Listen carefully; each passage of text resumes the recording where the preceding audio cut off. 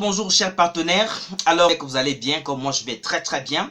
Aujourd'hui je vais partager avec vous un nouvel enseignement, un nouveau partage du livre de Dale Carnegie qui a pour titre Comment se faire des amis. À son 3e chapitre, ceux qui en est capable a le monde avec lui et ceux qui ne sont pas restent seuls. Aujourd'hui, c'est encore un plaisir de pouvoir partager avec vous ce que j'ai appris dans ce fantastique chapitre du livre de Dale Carnegie. Alors, Dale Carnegie me fait comprendre que, en fait, il est important lorsque nous voulons obtenir quelque chose de quelqu'un, quelque chose, n'est-ce pas, de n'importe quoi, savoir ce que cette chose-là en a besoin, ce que cette personne-là en a véritablement besoin. Mais malheureusement, comme me dit-il, la plupart des gens, la plupart des personnes passent le temps à se valoir, à démontrer ce qu'ils aimeraient, à dire ce qu'ils veulent eux, à parler, n'est-ce pas, des choses qui les intéressent personnellement, mais sans véritablement tenir compte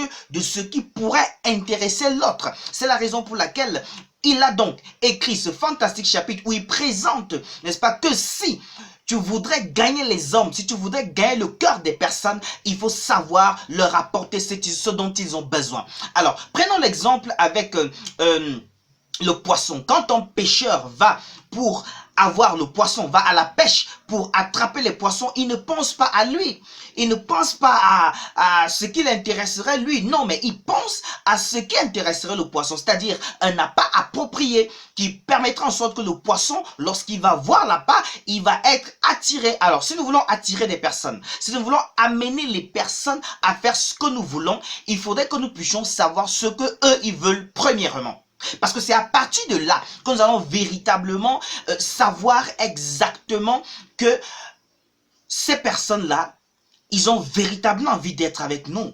Mais à la seule condition que nous leur apportons ce dont ils ont besoin. Mais malheureusement, plus de 90% des personnes, n'est-ce pas, ne pensent pas comme ça. Ils veulent toujours que on puisse, n'est-ce pas, faire des choses en fonction de leurs besoins, en fonction de leurs désirs, en fonction de ce qu'ils voudraient véritablement obtenir, mais ne s'en tenir compte véritablement des autres. Voilà pourquoi beaucoup de personnes échouent, beaucoup de personnes ne parviennent pas à atteindre leurs objectifs, beaucoup de personnes n'arrivent pas à pouvoir se déployer comme il se doit, affirmer ou alors faire asseoir leur leadership comme il se doit, parce que ce qui les incombe, ce n'est pas ce que les gens veulent, mais ce que eux, ils veulent. Ce sur quoi ils mettent toute leur énergie, toute leur force, toute leur réflexion revient à leur personne, revient à leur simple personne. Vous voyez? Et du coup, les résultats ne peuvent pas être comme ce qu'ils voudraient véritablement. Ils n'arrivent pas à comprendre pourquoi est-ce que ça ne marche pas, pourquoi est-ce que ça ne donne pas, pourquoi avec tous les efforts que je fais pour que les gens doivent faire ce que je dis, ça ne marche pas. Ah ben c'est tout simplement parce que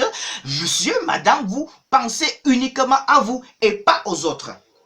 Il est donc question pour nous de comprendre au travers de ce chapitre, selon que nous dit Dale Carnegie, que si je veux influencer les gens, si je veux amener les gens à pouvoir être avec moi, il faudrait que je me rassure de ce que eux ils ont besoin. Il faudrait que je sache exactement ce qui les agrée, ce qu'ils apprécient, ce qui peut les attirer, ce avec lequel ils ne pourraient pas, ils ne peuvent pas, n'est-ce pas, se dissocier. Et quand je leur apporte cela, alors bien évidemment, ils se connectent à moi, on fait un bloc et on atteint facilement nos objectifs. Commençons déjà par moi qui aurais voulu en faire des partenaires. J'atteins d'abord mon objectif, c'est-à-dire de les avoir et maintenant ensemble, on va quelque part. Donc c'est très important ce que nous enseigne Dale Carnegie aujourd'hui en ce qui concerne les ressources humaines. Vous savez, c'est très difficile de pouvoir, n'est-ce pas, gérer les hommes. C'est très difficile parce que des gens, ils ont leurs pensées, ils ont leurs émotions, ils ont leur nature, ils ont leur façon d'être, leur façon de penser et tout. Maintenant, quand on veut donc